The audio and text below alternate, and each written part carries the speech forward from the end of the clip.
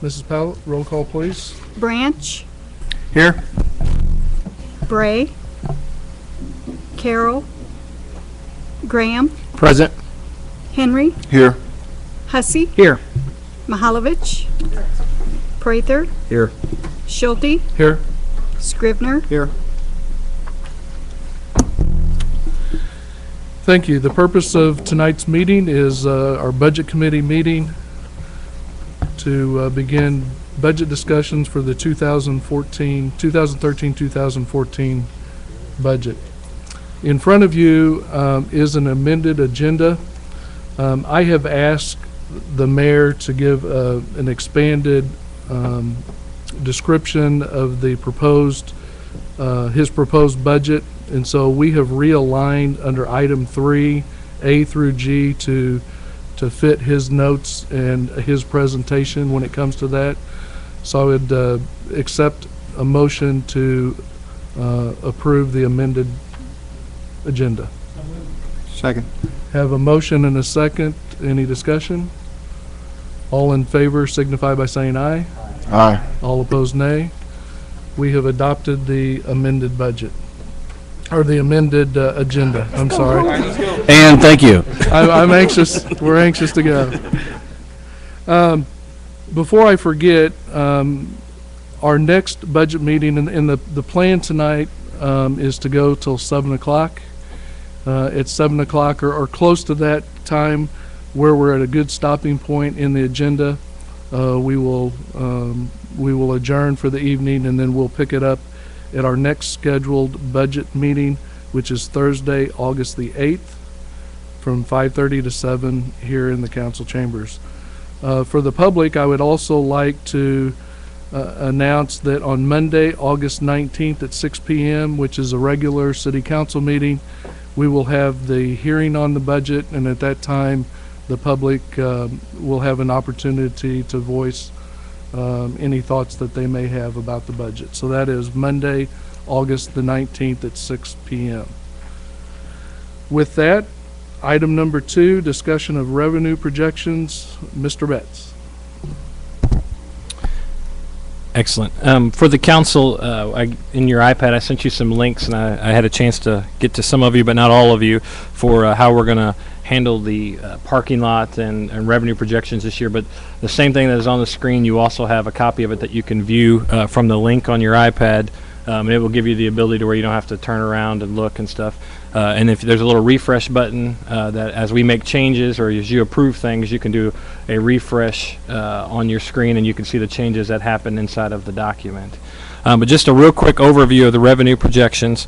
As you all are aware, the revenue projections are lower than what they were for the FY13, as we like to refer to it, the 2.0 budget, the revised FY13 budget.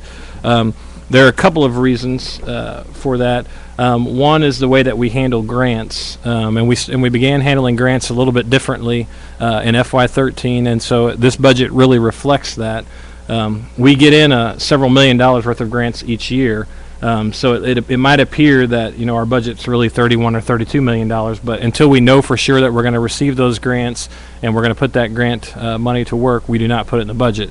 So we're not putting the revenue in there, nor are we putting the expenditures into the budget. And we've developed some new procedures that we brought to the council about a month ago, to where as we do go out for new grant revenue, we'll bring that to you, let you know that it's happening. Then we'll add that as revenue to the budget. We'll also add the expenditure, so the council is fully aware of any grant type of things that happen there. So that is one of the major changes as to why our projections for FY14 are a little bit lower than FY13.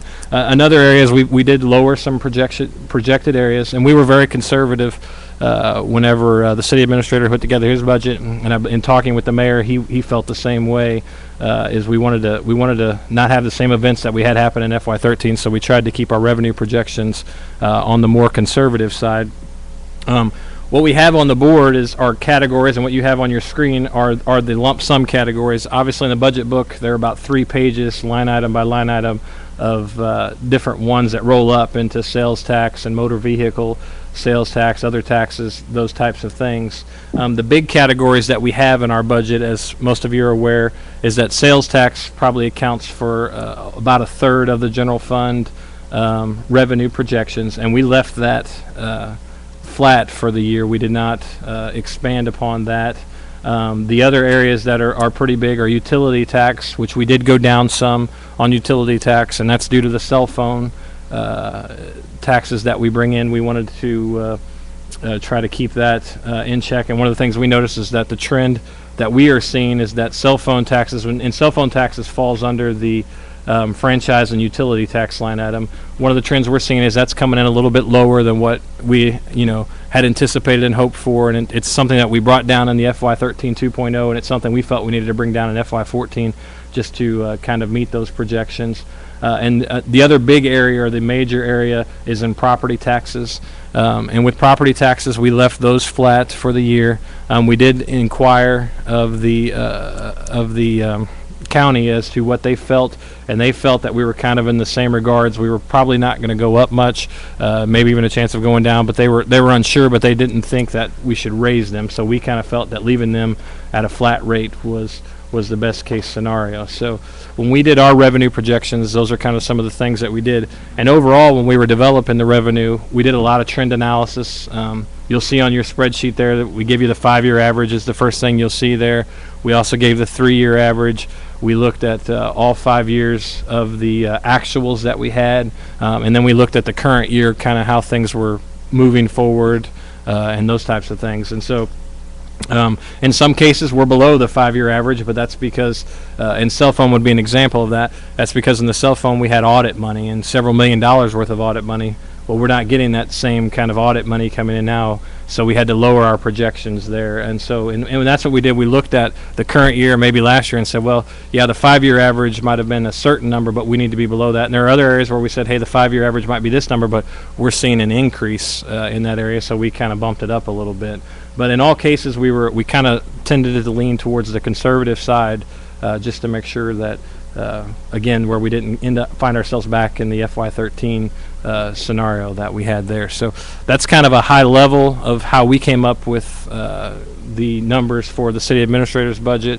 I don't know if Nathan would like to add anything more to that. So, well, just that if you look in your budget book, actually it's page 1, we have a pie chart that kind of shows the revenues. And the thing I would point out is that between property tax, utility taxes, and sales taxes, that's about 70% of the total budget. And there's a lot of other different things you can kind of look at, but none of those individually is more than 4%. And most of them, you can spend a lot of time wondering about whether those is going to go up or down, but they don't really make a lot of difference. So you keep your eye on the big picture, which is the big 3: property taxes, utility taxes, and sales taxes.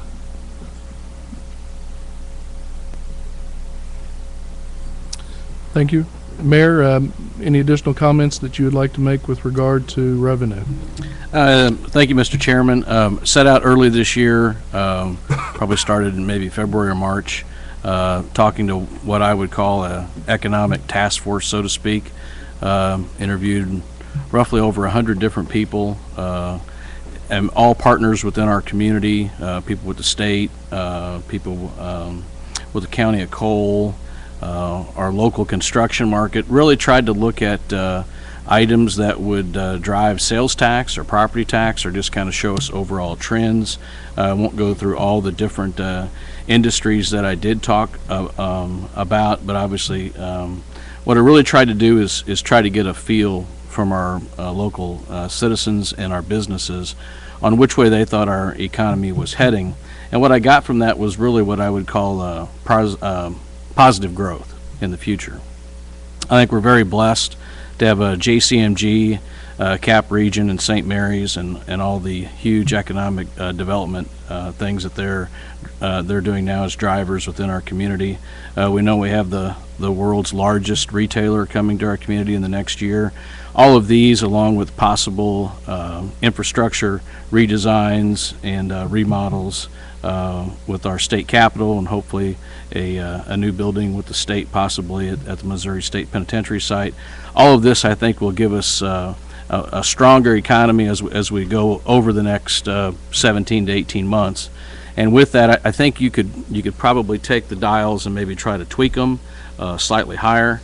But after this, I feel positive about the future. But I think it'd be better to go with what we have here and use the money as we see it and actually when we get it. Thank you, Mr. Chairman.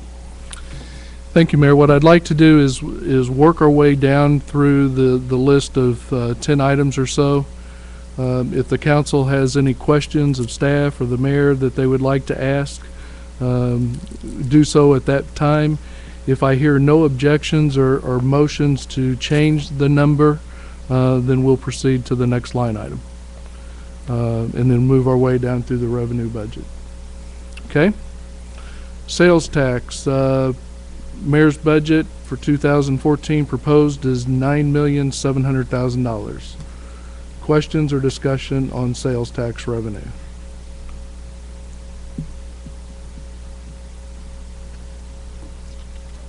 Mr. Henry. Question for Mr. Mayor. This is actually, now this actually proposed for sales tax was before our governor came out with his announcement, his possible announcement about state layoffs, correct? And I appreciate you bringing that up, Councilman Henry. At the same time, I think we have enough positive growth within our community that I think leaving these numbers where they're at this time, we should be okay.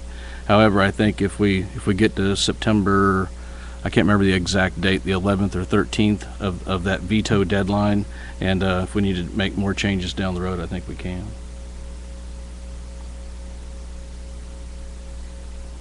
Additional questions? Okay, seeing none, we'll move on. Motor vehicle sales tax. Proposed budget, $430,000. Comments, questions on motor vehicle sales tax? Mr. Scrivener? I'm sure the number's there somewhere, but rather than try to dig it out, maybe somebody knows what it is. Where are we trending now? Where do we think we're going to end up on that line item for this year? Yeah, I think for I think for this year we're certain. I think we're in line to meet the 430 that we have for next year. And since they also passed the new law to where if you buy a vehicle from an individual, you have to pay the local sales tax, those types of things. That also is something that helps us feel a little bit better about this number as well. So we really don't have to show an increase in 13 or in 14 over 13 in order to hit that number. Correct. Okay. Other questions, comments on motor vehicle sales tax? Seeing none, we'll move on to other taxes.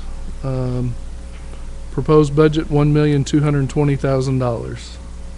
And Mr. Betts, why don't you give us a overview of what is in other taxes, please?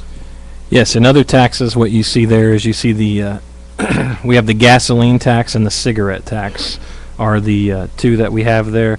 And this is we did do a slight decrease for this particular line item, and it was for the cigarette tax. One of the things that we're kind of seeing, that we were seeing trending at the time, was that the cigarette tax was kind of trending down a little bit. So we lowered it just, I think, by $27,000 is what we lowered it over the FY13 budget. Otherwise, gasoline tax is remained the same. Questions on other tax? Okay, move on. Franchise and utility tax. Proposed budget revenue $7,170,000. Questions? Mr. Scrivener. It's my understanding that there was within this past week a Board of Adjustment meeting whereby Ameren UE asked for an adjustment on their property taxes, and I was curious if that Yeah, it's my understanding they got some of what they asked for. Is that going to affect this number? It will affect our numbers, but not this number. That would affect the property tax numbers where that shows up. They had got an adjustment on the personal property side of things, but not on the real estate side of things, which should be less of an impact than what they were originally projecting. But it still will. It will overall reduce. Well, you have to look, I guess, at what other things are offsetting that, but it certainly will have an impact on property tax. And are we planning to make any adjustment to that number? Do we know how much of an adjustment should be made yet, or have we had a chance to calculate that? We have not had a chance to calculate that, and you really have to kind of see what all the other adjustments come out to be to It may know. offset. Yeah. Okay, thank you. Other questions? I had one, Mr. Betts, on telephone cell utility audit. It looks like we're in the third year. What's the term on that? How much longer is the? Just to make sure, you're referring to the line item that says telephone cell utility dash audit. Basically, we've been doing audits for several years, but the reason we left money in there is because each year we have different cell or telephone companies that we can go out and audit. Next year we'll have additional companies that we can audit. And what we've found historically is that there'll be some that we'll be able to collect some funds on, and the 110,000 is the number we feel comfortable with. Okay, so that's not a payback of a previous audit. That's revenue generated from potentially new audits. Correct. That's correct. Okay. In the past, that had been included in our overall revenue for that that line, electrical, cell phone, whatever it was. And that was part of the problem that was distorting our budget so much. So we broke it out separately so that that will not be a problem in the future. Thank you. Any other questions on franchise and utility tax, Mr. Scrivener? Again, I may be just overlooking it, but you said you broke it out, but I'm not seeing a line item here. Where is it? I'm probably just overlooking it. If you're looking at the numbers on the left-hand column, Mr. Scrivener, item number 52 is telephone, cell phone utility tax. And the only thing that is the receipt taxes that we will receive. The very next line item down is 410053, and that's just for doing audits. Okay, are you talking about on here or on here? Okay, I'm looking at this page. I'm on the wrong page. Page 4, yes, sir. Sorry about that. That's No where I was problem. making my notes from earlier. Okay, Got thank you. Gotcha. I thought I'd seen that in there before.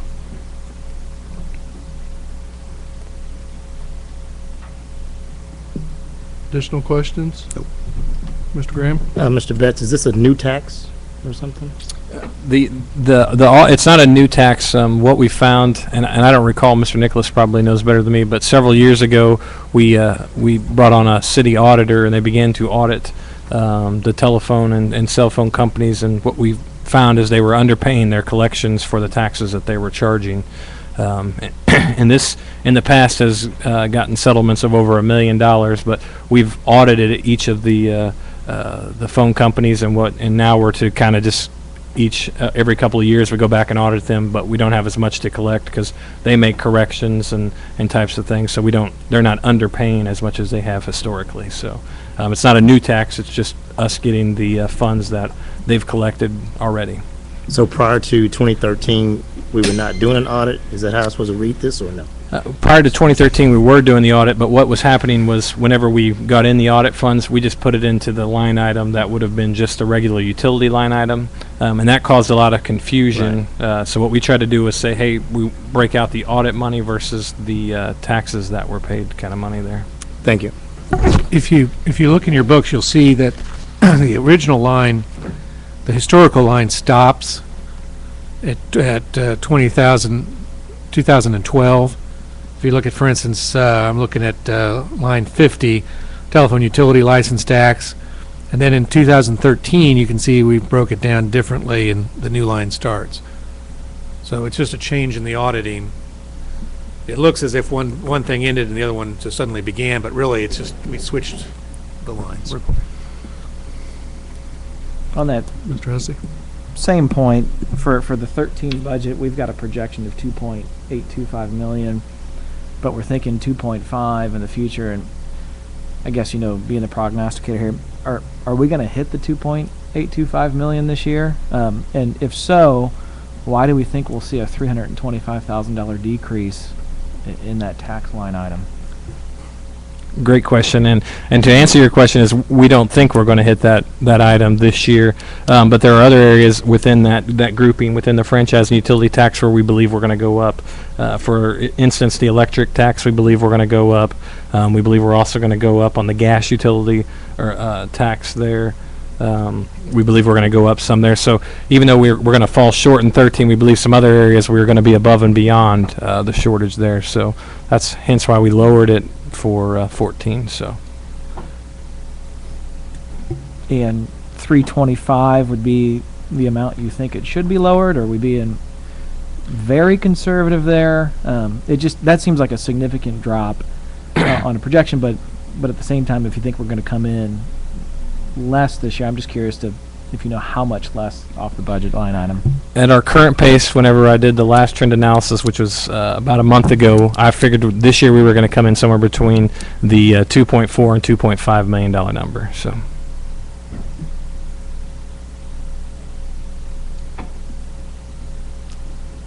Other questions? Mr. Scrivener? I don't know if this is an appropriate question for tonight or not, but it is a question I think we need to be thinking about. If I just heard you right, you said your trend projection is at about 2.5 at the best, best. Yes. So that means for this year, we could be 325 short. We need to be looking for some more adjustments for this year. Actually, in the thing, it's when you get down to this level, what I've found is that on the electric utility tax, I actually think we're going to come in at 3.6 this year. Okay. So it kind of offsets it. So And you're maybe even saying a different line item is offsetting right in that this. same grouping, I believe they're going to offset Okay. one another. All right. And I believe we didn't project the electric to go up that much for 14 because electric is one of those variable things. I mean, if Percentage. and it depends on if we have a mild winter or if it's a really hot summer. All those types of things affect it. So we did raise it slightly for 14, but we didn't want to go gangbusters there and raise it too high for 14. So. Okay. Thank you. Other questions? I guess I'm personally not sure that we shouldn't treat the audit revenue like we do grants. And once received, then we put it in, but we can leave that for now. So other questions about utility tax? Okay, next is property tax, $5,209,000. Comments or questions?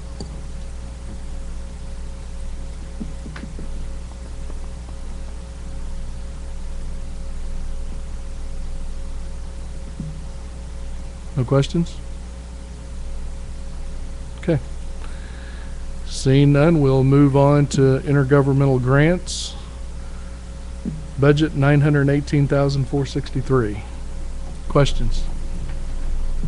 Mr. Prather. Is there any way we can get a number? There is quite a bit of difference between this projection versus 2012 actuals, and I know a lot of it has to do with not including all the grants. Could I find out what that number is so we can kind of have something to kind of measure by? Just to make sure I understand what you're asking for, are you just wanting us to tell you, like in FY12, what grant money we had come in and where we spent it? I mean, are you kind of wanting a breakdown of that, or? Well, I guess what I was trying to make clear between the two numbers, because we're going from let me see, 2012, 3.1 million down to 918,000, and I just want to explain how I know we should be there, but I need to know, kind of explain as to why we're there. Okay. I can give a little bit of an explanation, and then if there's further information you need, we can get that to you as well. But basically, what happens with the grants is that the money comes, the funding comes in as the year progresses. And so when we bring that funding in, we'll add the revenue here to this line item, and we'll also offset the expenses in the budget. So what we did for 14 was we knew that there were a few grants that were going to come in. So there's about $348,000 worth of federal grants, and those basically go to CDBG and to the MPO is where that funding goes. So we know that those are going to come in. So we went ahead and put the revenue in, and we also put the offsetting expense in the budget to keep that so that those two wash one another out. And so that's probably where a majority of the change will be, is in the federal grants line item. There's some local grant information that'll be there, like there's 20,000 we have in the budget, and most of that there's a little bit of MPO local grant money, and then there's some money that the county and Allied Waste give us for recycling. That gets us to our $20,000 there in local grants. And then the road and bridge tax is an agreement that we have with the county for $550,000. So we left that the same as has been in the past historically. So it stayed at 550. So the major changes in federal grants, and so we can give you in 12 if we just don't know that those grants are going to come in. So we didn't want to put them in the budget until we knew for sure. In the past, we kind of took the previous years, but we maybe didn't offset the expenses in our budget, and so you saw this big revenue line item, but maybe not, and so that kind of could have caused us some problems in our budgeting in FY13 as well. So we were trying to eliminate that and say, if we don't have an expense line item for that grant, we will not have a revenue line item, that way that it's a true number. So yep. Mr. Scrivener? So basically what you're saying, Bill, is that over the course of the year, if the normal course of events that we receive approximately another $1.5 million or so in grants over the course of that year, that by the end of the year our budget will not reflect 28 and some million, it'll reflect almost 30 million, which will be historically back in line with where it won't be quite as much as it was at the peak, but it will be more in line with the historical numbers, because we're waiting to show that money after we've actually received it, as opposed to anticipating that we're going to get it. That's correct. Okay. But I think what Mr. Best was also saying is the expenses will also be amended as we go along. And so at the end of the year, you will also have expenses that actually match up with the grant income, which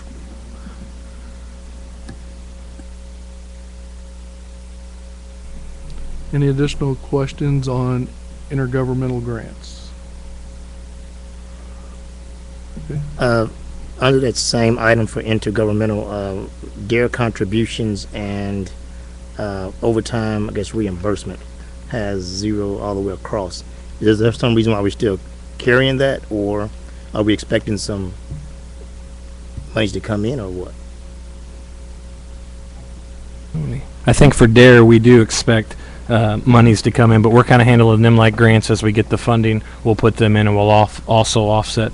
On the overtime reimbursement, it probably, I'm not sure what that was used for in the past, if it was a police-related line item or not, but we actually carry police stuff. Yeah, so we carry all of that now under a different line item at the bottom of the revenue, under the 10,300 area there for those revenues. So in the future, that line item or overtime reimbursement could go away if we don't anticipate using that. So you might not see that in your GL next year. So Okay, thank you.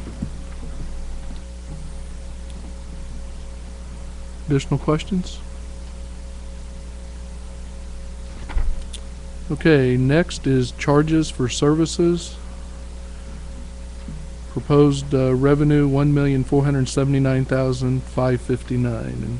And Mr. Betts, if you could give us an overview of what those charges for services categories are and how they're allocated, please. sure. In charges for services, we have admin chargebacks, and what that is that's things like wastewater, parking, parks and recreation, some of what we call enterprise funds. They pay money into the general fund for things like finance, HR, city administrator, those types of things, IT, those types of things, and they're based on a percentage of the budget for the most part, as to their percentage of the overall budget, and then we charge them a fee for that particular deal. So that's what admin chargebacks are. Basically this year we kept it pretty well flat from last year because our budget hasn't changed a lot. Some other things that you'll see in there are things like fuel chargebacks, parts chargebacks, and labor chargebacks. One thing to note is on the fuel chargebacks, and that's probably why this line item is quite a bit lower than years past, is that we move the fuel out to the departments. And so instead of handling all of the fuel inside of what we call the non-departmental fund, we move that back out to the departments. So police has a budget for fuel, fire has a budget for fuel, Public Works has a budget for fuel, and what that does, and what we felt that was going to do, is that's going to help us track it better, help the department directors that have that budget line item to know, what's going on with the fuel, and if we need, to go into fuel saving mode, to give them the ability to do some things and see what's going on there with the fuel. So that's where that the drop there from the years past has went down. The same with labor and parts. One thing we found there is that the labor and parts chargebacks are only the enterprise fund chargebacks. In the past, we're not real sure how the number was completely calculated because it was quite a bit higher than what we could come up with and calculate. But the labor and parts chargeback should not be general fund. So in a sense, the general fund should not be charging PD a chargeback fee because we don't. For any labor or parts, that their general fund, just like central maintenance is. So we had to lower that to where it's only transit and any of those enterprise funds to where they were paying the chargeback fees. So that overall is how the charges for service got lowered. The big part was the fuel, but then there were a few other areas like the labor and parts where we thought that the number should be quite a bit lower. Mr. Scrivener? With almost $500,000 in lowered revenue in the administration accounts, was there also a corresponding reduction in expenses? Were you not only accounting for revenue here, but also accounting for an expense here, as opposed to accounting for it in the departments? That is true. So in the in the past, what it was is in the 10185 section of your budget, which we call non-departmental, there was a huge line item for fuel, and now that's a very small line item. So basically, what we plan to do is we're gonna when we order the fuel, we'll still order the fuel from one location and at one time to get the best value there. But what we'll do is at that time we'll do adjustments to each of those departments to charge them back. So we'll bring money. 10185 will go into the negative, and then we'll go grab the money and then to go back out to the positive. So that'll happen. Are you going to actually find yourself making fewer entries this way? I mean, I'm trying to run through this process in my mind, and it almost sounds like there were multiple entries for every one of these transactions because you were doing it within the departments and then doing it in the administration department as well. It just seems to me like it's been streamlined. Maybe I'm wrong. Yeah, I don't know that I would say there's going to be fewer entries. But there'll probably be actually a few more. But I think we feel it'll give us a better accounting of Better what's picture. going on, better picture. And it also helps the department directors as they're managing their departments, gives them a better picture of what's going on as well. Okay. Other questions? Mr. Graham? So under that same note, so I guess we will get a chance to see the fuel charge under each department. That's where we'll see that line item at. That's correct. Okay. All right.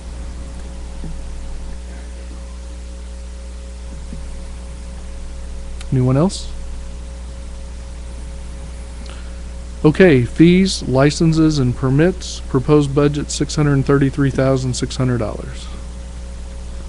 Questions or comments? Mr. Hussey? I have a question, Mr. Betts, on the business line item there, business licenses. We're projecting 28 roughly thousand lower than the 13 budget, 55,000 lower than the 12 balance. I guess, why do we think we're going to come in short of what the 13 projection is, or are we anticipating kind of a flat business growth? It seemed like the trend on that one was slowly moving the right way with a spike in 12, and I don't know if we've thought things are kind of flatlining right now. And that's what we did was we took and we saw that in FY11, and that's kind of back where we're on pace with is where we were in FY11, because we did see the spike in 12. So we're not seeing from our collections that we're going to probably reach the 13 goal. I think we felt we were more on pace with this 205, so we are going to be slightly short of that. There'll be some other areas again where I think we're going to meet it, but I think in 13 we felt like we needed to lower that a bit. Yep. Quick follow-up, the building construction fees in 12, the 466, I'm assuming that may be related to the St. Mary's construction project? That's Correct. The spike. Okay. Yes, sir. I thought so. I think, and Bill can correct me if I'm wrong, but I think also on in 12, the reason you're seeing a spike in business licenses is we did some substantial collections of auditing of people who didn't have business licenses and collected several years back of the business licenses they owed, and so you brought in $40,000 or $50,000 more than what you normally would have. That is correct. I forgot about that. Mr. Mihalovich, did you have a question? Nope, he got it. This side, any other questions? Mr. Scrivener. Somebody mentioned building construction fees. Have we factored in the expected renovations at Capital Region? That's a pretty significant project. I don't know if we should get down to the point of considering every project, but that's a pretty big project, and I don't know if that'll happen in 14 or not. I think it may be begin in 14, won't it? We do try and, if we see a big one like that coming, we try and factor that in, but we were assuming that would not be coming until 15. Till 15, okay.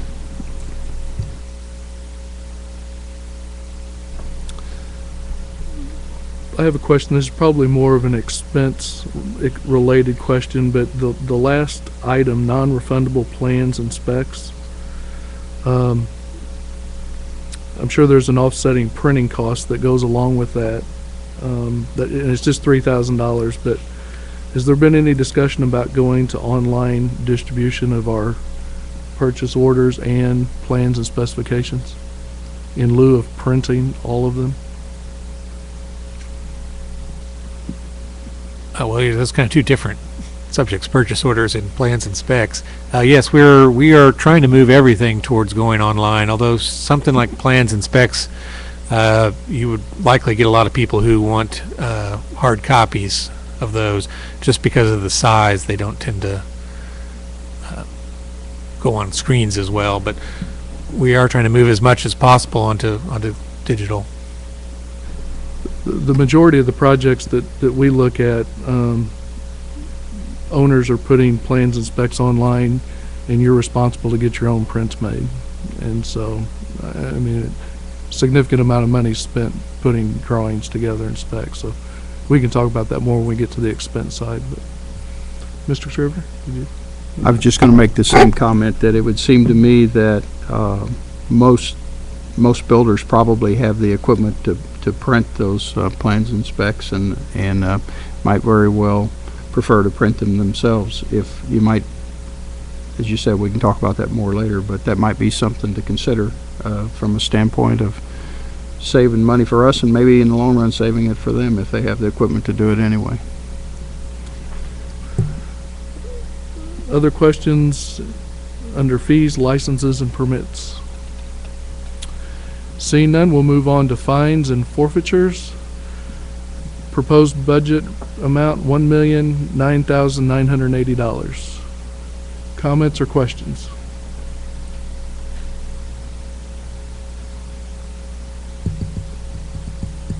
Mr. Scrivener?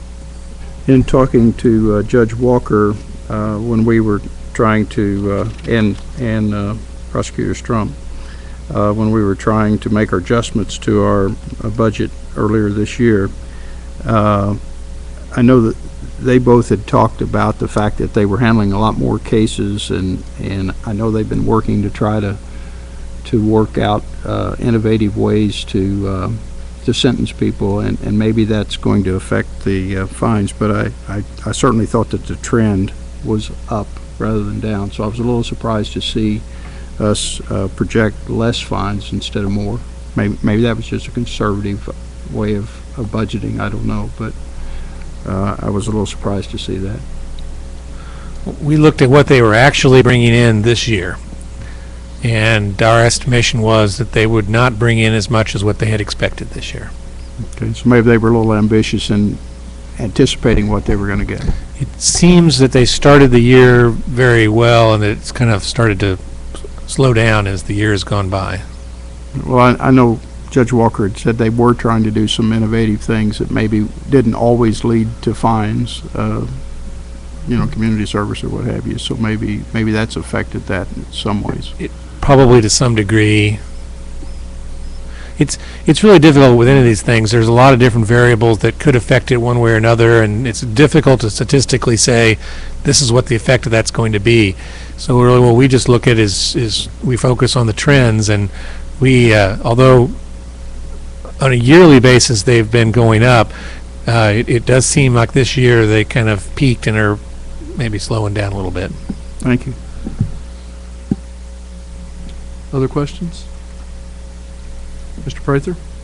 On parking fines, it looks as if it trended down from 2008 to 2011, and it looks like it's jumping up from 2012 to 2014, about 17,000 in fines. Is there an explanation as to how we anticipate getting that increase?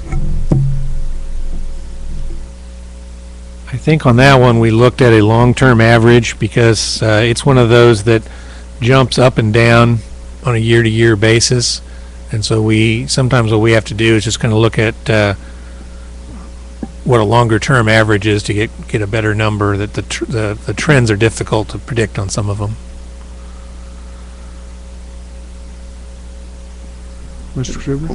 One other question. What is jail recovery cost? I see we've cut that by a third. Is that we're trying to recover our cost for housing inmates at Cole County Jail, perhaps? In the old days, when we sent someone to jail, we got billed for their time in jail, and then we would attempt to recover that from them, the prisoner, when he came back to municipal court. Now we get, as part of the deal to give them the land for the jail, we get free jail spaces, and so we really do a lot less of that. There's still sometimes we have to recover certain costs, but it's a lot less than whatever we used to have to do.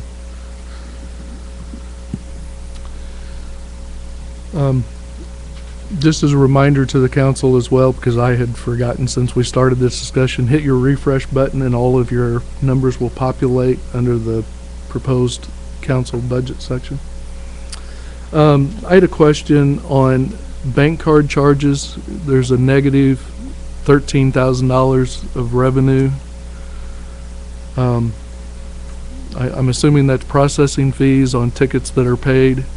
Can we not charge that processing fee in addition to the ticketed amount to recover that cost? I mean, in essence, in my mind, it's a reduction of the fee of the fine.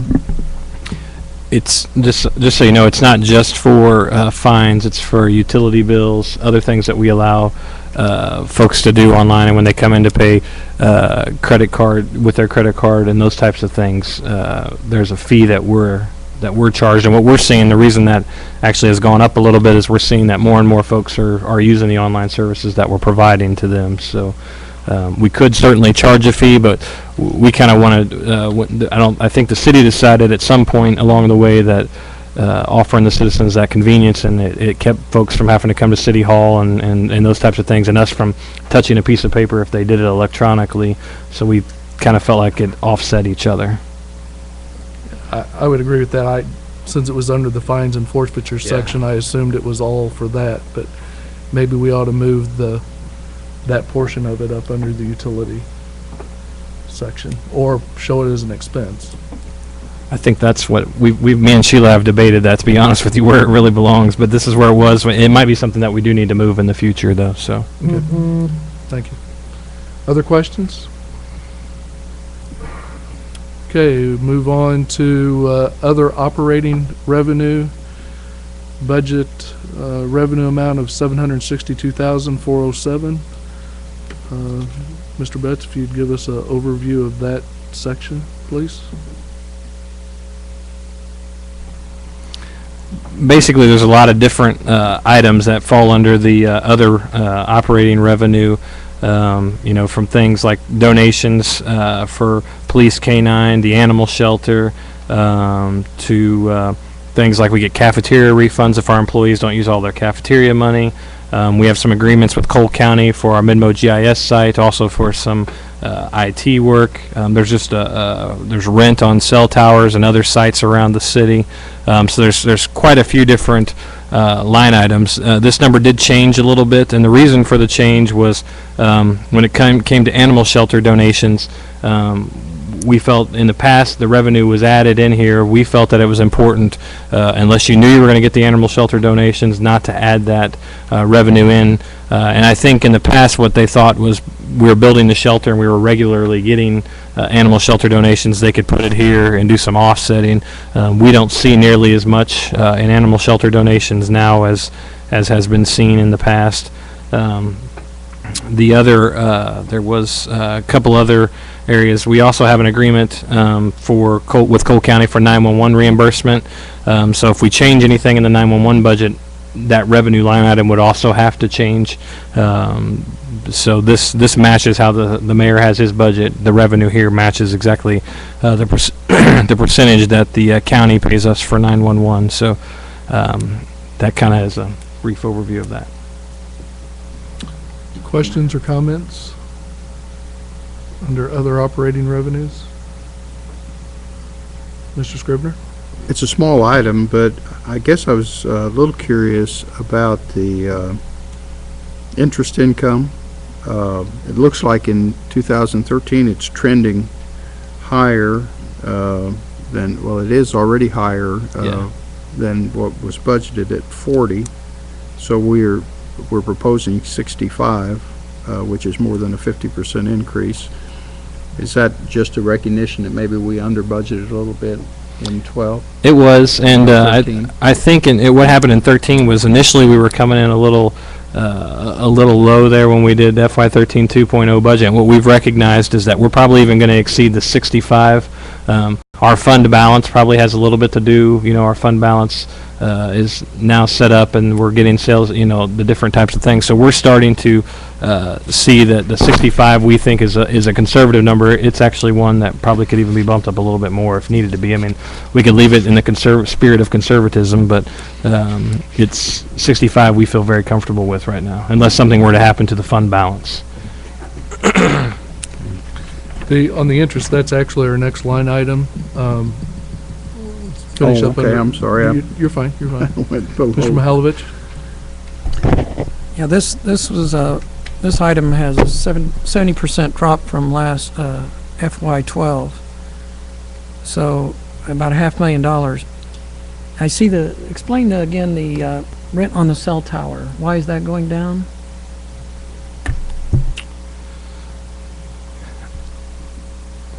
That is I'm trying to find it. Give me 1 second here. I've no. Okay.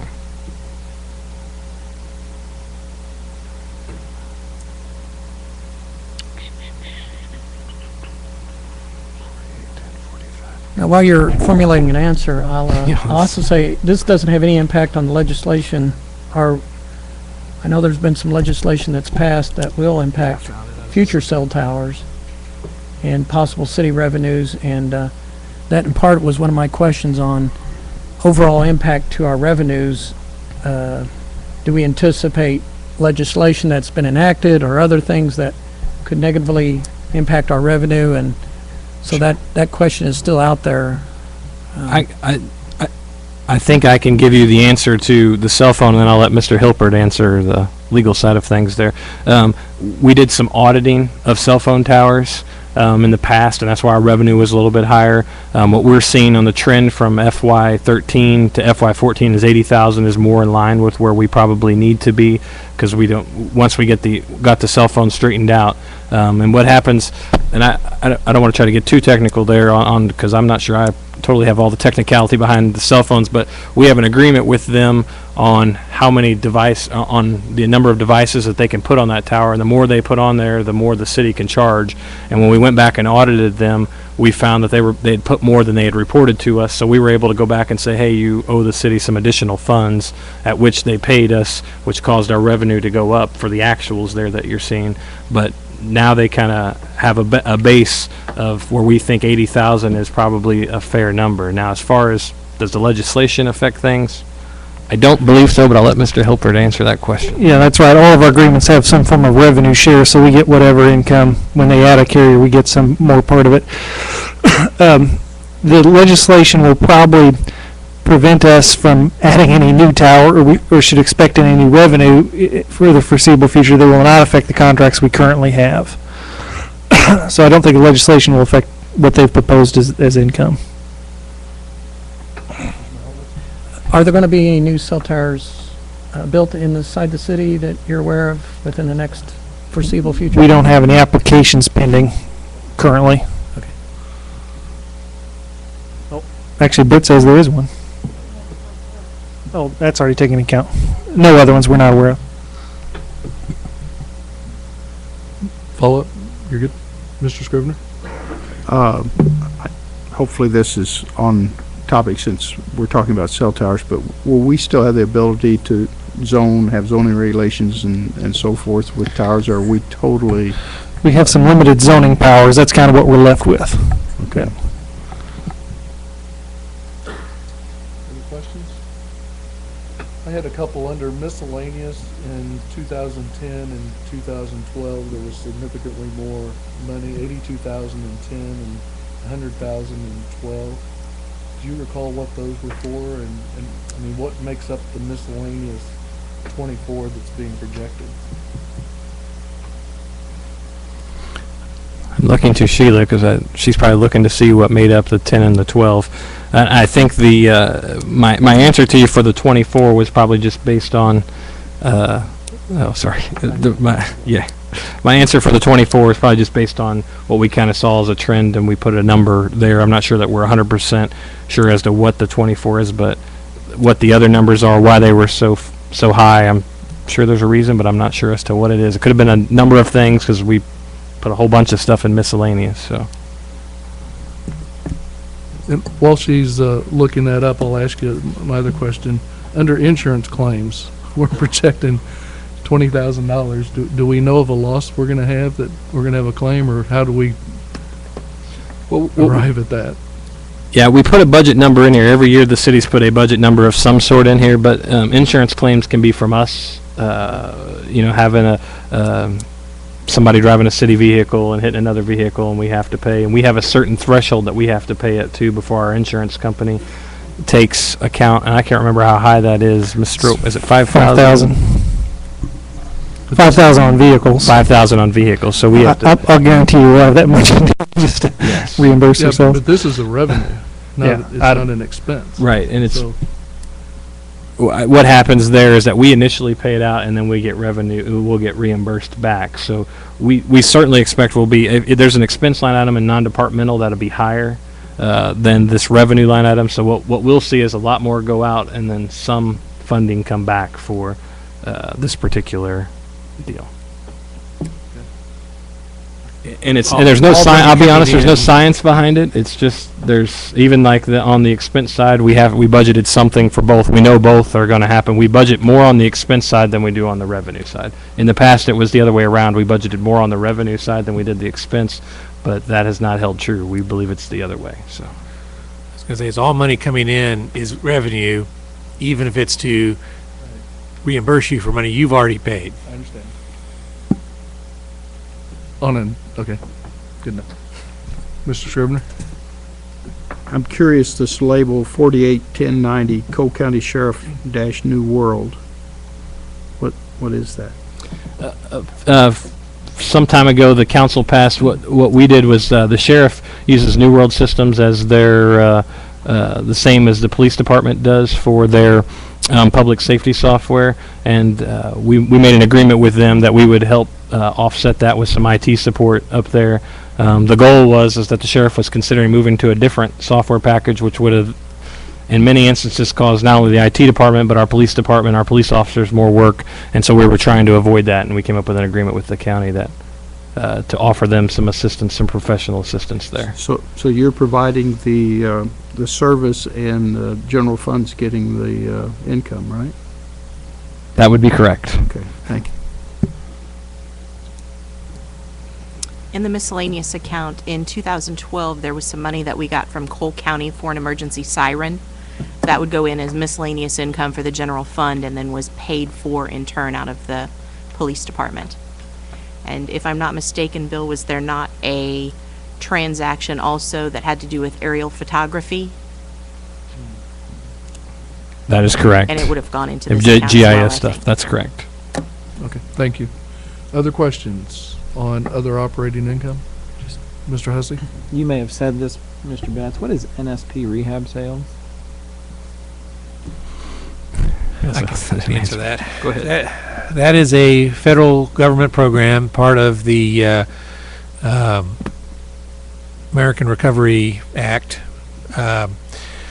We were given money to buy foreclosed properties from banks that they couldn't sell, and then in the end we would sell those properties, and the income from selling those properties would come in as income and actually it goes back into that program. But again, it's one of those, even though it's not really money we can use, it's money coming in, so it counts as income.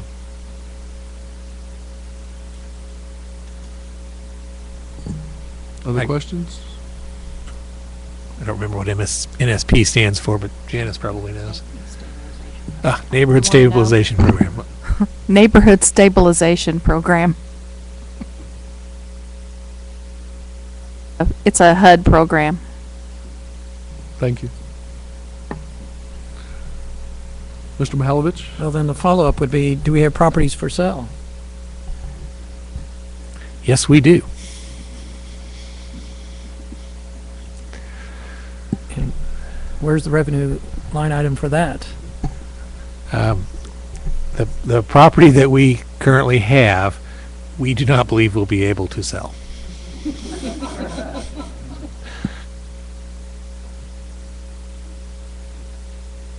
But I'm willing to talk. Okay, other questions? If not, we'll move on to interest income. Budget of $65,000. Questions or comments on interest income? Okay, seeing none, we'll move on to other non-operating revenue. Budgeted amount of $20,000. Mr. Betts?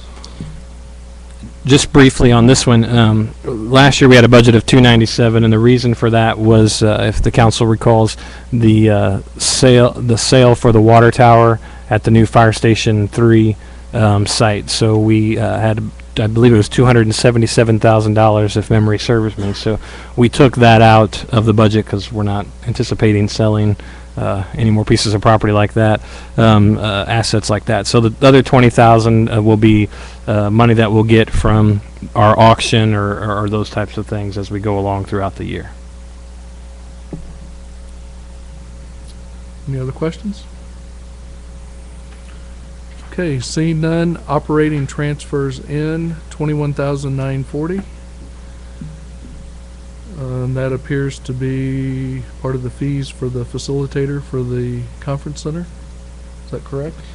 No, actually, it does come from lodging tax, but it's the revenue. We get a percentage of for handling the lodging tax. The general fund also receives gets a certain percentage of that. So this is what we believe our estimation will be from that.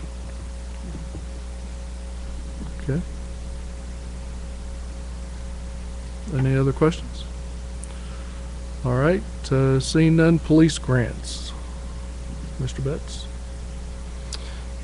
And on the police grants, I just want to make sure what we did here is similar to how we handled all the other grants. If we were aware of a grant that we were going to get, we went ahead and put that in the budget, and we worked closely with Lauren Maddox and the police chief on this to make sure. We certainly do anticipate some additional police grants throughout the year, particularly for overtime and those types of things, but we didn't put those into the budget until we got those and knew the exact amount. At the time in which we get those overtime grants, we will put those into the budget.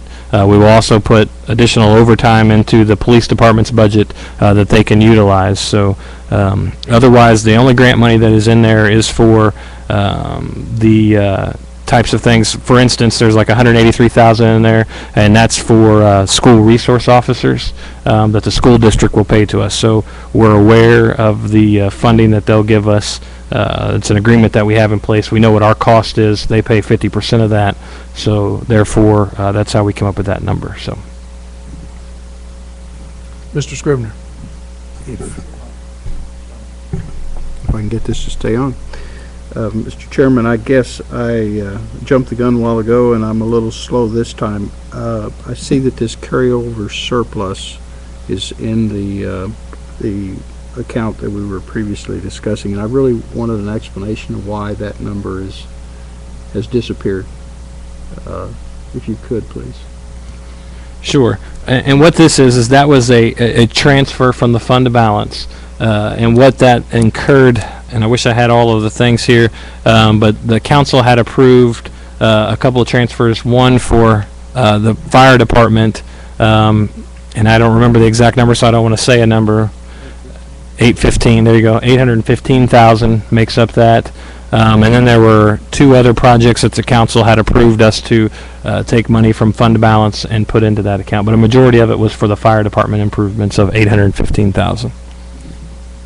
That makes sense. Now I know what it is. Any other questions? Mr. Graham. Mr. Betts, I want to make sure that I got this right.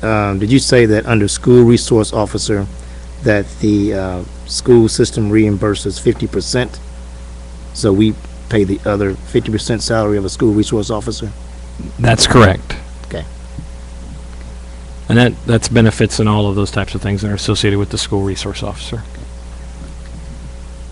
And how many resource officers do we have in the school system? I guess that'd be a question for Chief. Yeah, I'll let him answer. We have a few more officers than 5 assigned to the schools, but alluding to that number, that designates 5 positions. Okay. Thank you.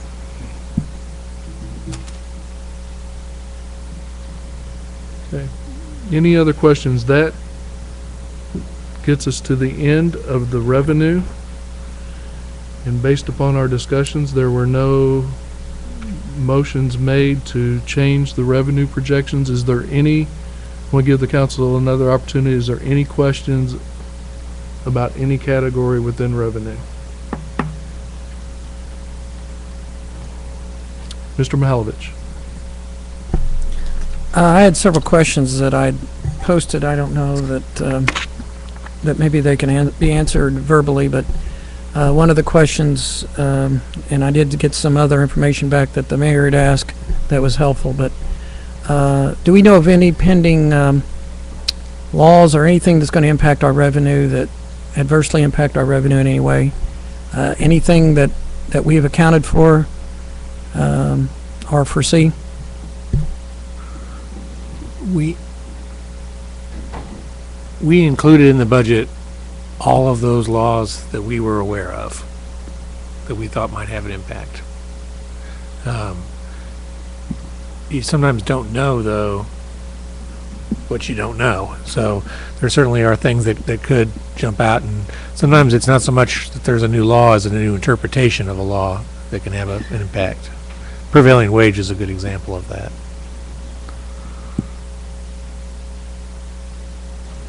I'm not aware of anything that the governor passed into law that would have affected the budget or that I would have recommended to Bill or Nathan about.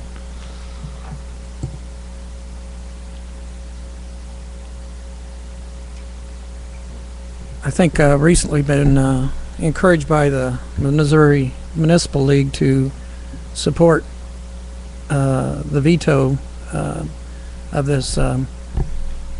this legislation that may very well impact our state workers in higher ed and other areas. I don't know that the impact, I think it's probably hard to determine, but I would go on to support that effort. I know that's not a part of the topic today, but it does have an impact to our revenue. Any other questions on revenue? I had one, looking forward to 2015. Are there any revenues that we are anticipating for 14 that we're not anticipating for 15? And if so, what are those? I think I wouldn't say there are revenues, but one of the things that we did when we balanced the budget was that the transit system actually had developed a fund balance over the last few years. And as everyone knows, the transit system gets a subsidy from the general fund, and so it should not be developing a fund balance. It should pay back that fund, any money they have left over, and give the subsidy back that the city had. So they had a fund balance of, I believe, nearly $400,000 or somewhere in that range. So what we did was, whenever we balanced the budget, one of the things we did was we lowered transit subsidy for the year about, well, clearly $300,000, not about. So we lowered their subsidy $300,000, and we took that from their fund balance. We did leave about $100,000 or thereabouts. Don't quote me on that exact number, but there was some money that we left there for some other items that may be coming up with the transit building in the coming years that Mr. Smith and Mr. Marash had informed us of when it came to the roof and some tuck pointing and some things like that there might be some expenses associated with that in the coming year. So we didn't want to spend all of the money that was there to get them to have no money in their fund balance in case one of those expenses came up. So in 2015, there will be $300,000 additional needed for the transit subsidy to be put back in. So I don't know if that's revenue, but it's certainly something I think it hints to the spirit of what you were asking about.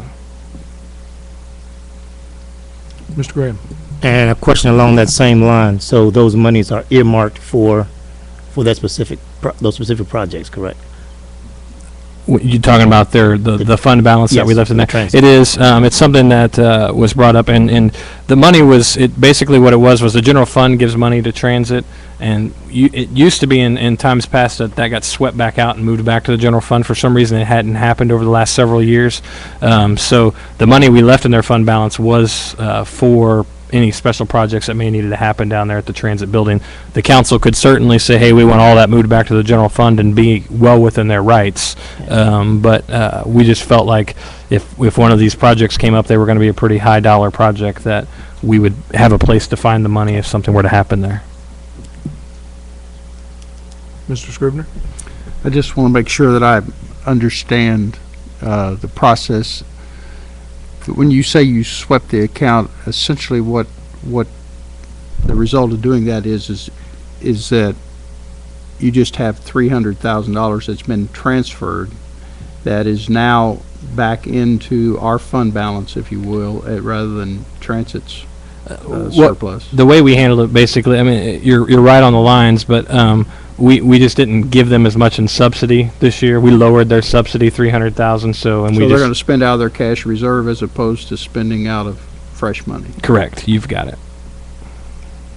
Okay, but in order for them to operate next year, we'll have to come up with the full amount next year or whatever is required. But that would be correct. We'll be looking for money again next year.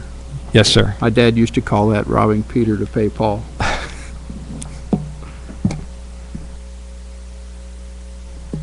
Any other questions on revenue before we move into the expense side of the statement? Okay. Item 3 on the budget, and we have about 20 minutes left in this session, so we'll go ahead and kick it off and get started.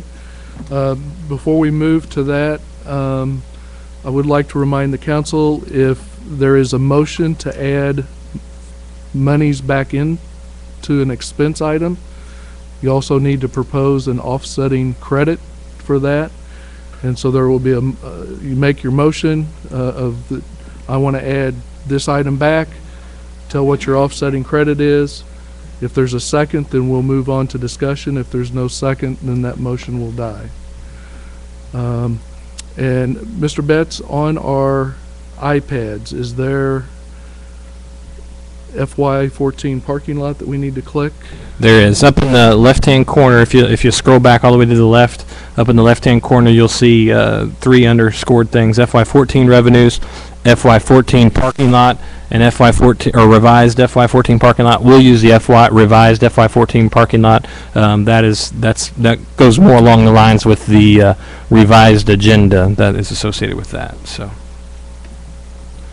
Okay, thank you. Item 3A on the agenda is expanded contingency fund. Mr. Mayor.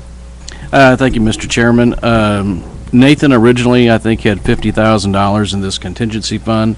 I know I've talked to several of you over the last couple weeks, and I think maybe some of you may want to have this put into a reserve fund. But as it stands now, it is a contingency fund. I think we need it not only as families, but as businesses, and obviously as local government. As we look at our ending months to this budget we're talking about tonight is literally almost 18 months from tonight. So what we're going to face in the next 18 months, I think it's good to have a contingency plan for. There's things like fuel, obviously different utilities. You could look at the cost of health care and trying to pinpoint exactly what those overall increases are going to be this early in the game is a little bit tough. So I think it's a needed part of this budget. Thank you, Mayor. The proposed budget, the way it sits right now, the expanded contingency fund would be $72,006. Is that correct, Mr. Betts? That is correct. I might point out that there's $107 missing from that number, and I won't go into the technical details of it, but just so the council knows, there's a $107 deal that's a little different between Nathan's and the mayor's. And what had happened was one of the things when we were building the staff's budget, we didn't try to say, here's our revenues and now here's our expenses. We went through and said, here's what our expenses are, here's what our revenue projections are, and there was $107 that was off. And initially in Nathan's budget, we put that into to transfer it back to the fund balance. But in this instance, we decided we would just put it all to the reserve when we were talking about the mayor's budget. We just said instead of moving $107, we'd move everything into this contingency fund as opposed to playing with $100 there. Ms. Nicholas? I just want to be clear that the number would be in the contingency fund is 72 plus the 50. That's true. It'd be $122,000. The 72 is the addition from my budget to the mayor's budget. That's correct. Yeah. So that really needs Yeah, it balances. Well, you don't want to do that here. I'll explain to you later why. But Okay, any comments or questions about the expanded contingency fund? And I know that as we go along with our discussion that's subject to change, but at this point, is there any questions or concerns about that line item? Okay, seeing none. Okay, Mr. Prather. I just need some clarification. Contingency is what it is. Is there a difference between having a line item there and also being able to take it out of our general fund? Yes. The contingency fund would be money that would be available to use essentially at the city administrator's discretion, as opposed to taking things out of the general fund or the the unencumbered fund balance, which would require council approval. Mr. Scrivener? How much is the unencumbered fund balance? What's it set at right now?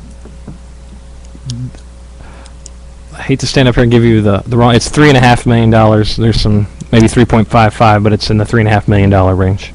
Okay. Ms. Carroll? Thank you. And I just want to clarify, because this is slightly different than item 2, the revenue projections, we went through each one if we needed to make a motion, if we wanted to change. If I understand correctly, going through these items are simply reviewing the changes to the budget, and later we'll come back and have, because some of these items could take really the rest of the meeting, but by saying there's no more questions or comments on a contingency fund doesn't mean that maybe one of us may not come back and tweak that or change it, correct? You are correct. Okay, thank you. Okay. Let's move on to item B, defunding JCTV. Mayor. I think obviously we've read the news. We've talked about this. This has been something that I've struggled with as a mayor. I know there's people here from JCTV in Lincoln tonight, and I appreciate what they've tried to do over the last year as far as fundraising. But unfortunately, when I look at JCTV as an essential service compared to fire and police and other things that we have on our agenda tonight, I just don't think it's local governments. I just don't see it as an essential service anymore, and that's why I'm cutting it. Thank you, Mayor. Questions, comments? Mr. Scrivener? I know one of the written questions was the process of notification and actually winding down our funding of JCTV. And what are we, 5 months to the end of 2013 now? Is it 5 months or 4 months? I've lost track. Fiscal year, you're Of talking our about? fiscal year.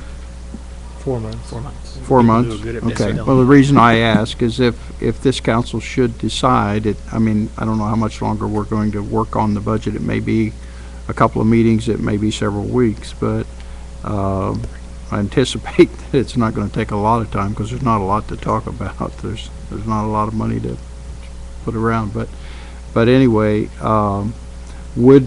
if we did go through with defunding JCTV, is that something that we would try to provide notice so that there is no obligation for expenditures in 14? Otherwise, you couldn't cut the full 110. You'd have to take into account however many days notice that you had to give. Mr. Hilbert? It's 90 days notice, so once the council either voted that way or passed the budget, we'd have to notify JCTV. And I think, didn't you leave in a month or so of funding for JCTV, or no? No, but I do think that's, I mean, it's a bit of a guess when the council would get around to finishing the budget. I don't mean to say it that way, but when the final date would be. If you knew that you were going to wrap up the budget in 30 days and could immediately then pass a resolution authorizing Mr. Hilpert to notify them to terminate the contract, you could get that all done before the end of our fiscal year. That works. But if you can't, then you'll go into the next fiscal year, and so you'll have to figure what 1/12 of, or however many months. It depends on when the city finally decides to send out that notice. If we don't send out the notice until October 31st, then it's a full 90 days before we would see any savings. Okay. Mr. Chairman, can I make a Yes, point, Mayor. please? Part of this budget too, Bill, should include money for a part-time camera person for these meetings, so.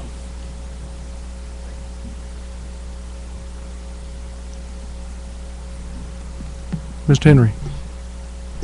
And as Kerry mentioned, I'm sure we'll discuss this further, but what I would say is, and I would, to the rest of the council is, we need to, if this gets cut, we need to figure out what else we're prepared to do to support Lincoln. Because now it's not only JCTV, but this becomes bigger than JCTV. We need to figure out another way or other ways that we can support Lincoln. Thank you. Mr. Mihalovich?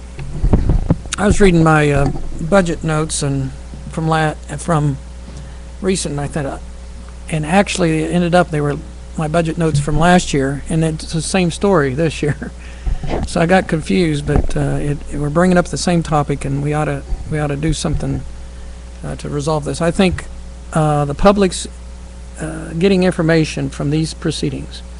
The part of the PEG, public education, and G, we're the G part of that. So I think it's real important that the public have access to us, that they have, they can listen to these proceedings. So I'm in favor of continuing a good service. If we're doing that streaming and we're taking care of that, I think that's great. However, say for instance, the discussion was to have other meetings online. I would consider paying as you go, not a total elimination, but paying studio time, paying an hourly rate, paying for some element to ensure that the mayor's concerns that the public gets what they want and they are paying for, but at the same time we get the access that we want. So I don't have a figure, but I would say if we had an hourly rate and we had some program we would like to sponsor, then we would sponsor it. The other option is we would be willing to sponsor if there's a 50% match to a show. Maybe there's a public interest show that we could put on for the G government that would entitle that would be interest to the public. But I just think right now that the mayor's concern is valid, but I would still like to see this do something to support the G and the PEG. Mr. Hussey? I have a question related to that, and I think the mayor touched on it with the hiring of a part-time camera person, but I think we do have an obligation to provide our meetings available to the public, whether that be online. And I guess the question is for Mr. Betts. It's 5,000 further down in here. That's probably some salary to pay that person. Are there additional resources that are going to be needed to infrastructure-wise to make that available? If you pull the 110, through that we also get some other, the product gets out there. If we have to put our product out there on our own, is there a hidden cost that we're not really anticipating to make sure all these meetings are publicly available on the internet? Yeah, and from my standpoint, I don't believe so. I believe we have the infrastructure in place to be able to stream those and use the equipment. The 5,000 is to hire a camera person, once every 2 weeks. We kind of came up with a budget number, figuring 4 hours a night, and I believe we used $25 an hour for our fee for that person. It might have been 20. It was $20 or $25 an hour. So will we be able to do the other type of shows that JCTV does today in that money? I don't believe so. I believe that will strictly be for council meetings and only council meetings. Mrs. Carroll? And this might be a small adjustment, but you said twice a month. But now, is this meeting tonight? I don't even know. Is this being televised on JCTV? So the budget meetings are. So that's in addition to the 2. Correct. So that is not included in your 5,000. Right, and this is the first time we've done that. But you're right. We figured the just a regular council meeting. Just regular. And planning and zoning, I believe, is televised currently as well. So that's not You're correct. included in the That is not. 5,000. Okay, thank you. Yes, ma'am. Mr. Graham? Yes, other than the city council meetings, and are there other programs that JCTV film as relates to the city of Jefferson? So they do like other things other than just these city council meetings? Mr. Hilbert? I know that they do the Historic Preservation Awards. Janice could remember the actual name of it. And, of course, they do special meetings when we ask them to. And they have, there's been 1 or 2 other events that they have filmed. I know they do the, it's not here, but Bill's ice show as well. So there are several other city events that they film on a yearly, regular basis, recurring basis.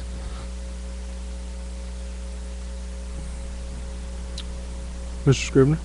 I guess I would be curious. I'm a little surprised because last year when we were having this discussion, and not that I'm inviting a ton of new emails and phone calls and what have you, but I did get some emails last year about this, and mostly from people that supported.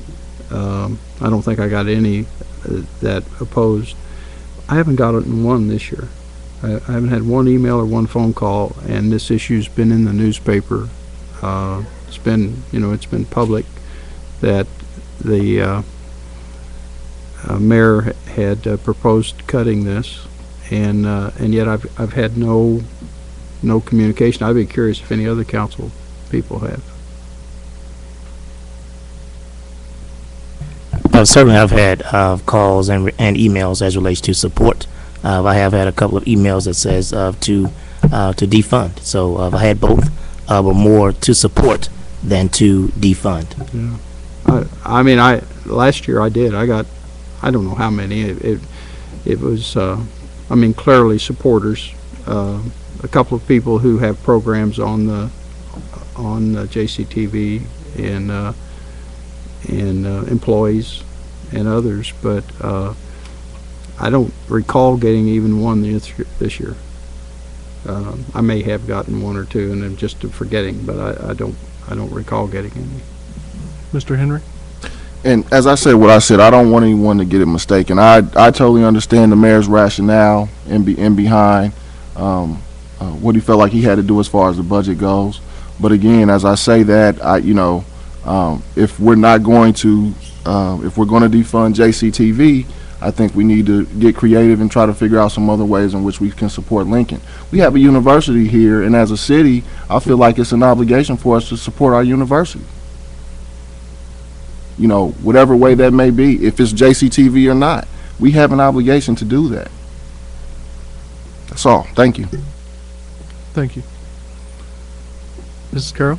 That makes me think of a question. I know Nathan asked us to email questions. Instead of emailing, I might, since you brought it up, what part of our budget, if anything, currently goes to Lincoln, and you can email that and see, is it, I don't know, I'm not talking just JCTV, I think that's part of it, but what in the city budget would go for any, is there anything that, that is, that goes to Lincoln? Thank you. I will research that. I'm really not sure that I'm aware of anything. I'm kind of looking to Matt. We may have something we do indirectly for them, but. And maybe they haven't asked for anything, maybe there are no I just didn't know if there's any partnerships that are out there. Thank you. I can look at that. Any other discussion? JCTV. I mean, as it sits right now, without a motion to change it, we are tentatively going to show that in the proposed column that JCTV is defunded. Okay? All right.